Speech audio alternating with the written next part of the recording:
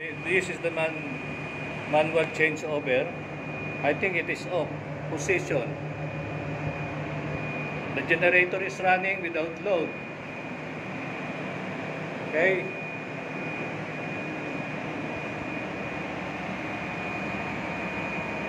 I think it is useless.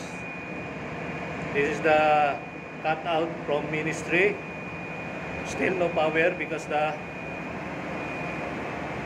MCCB in the LT room or transformer is still off.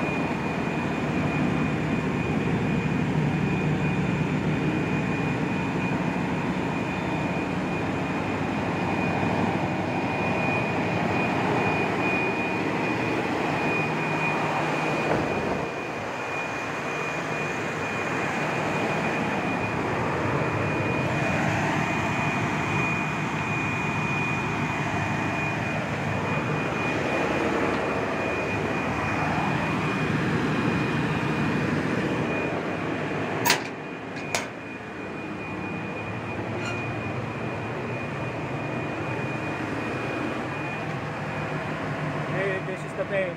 It is straight. We need to reset it later.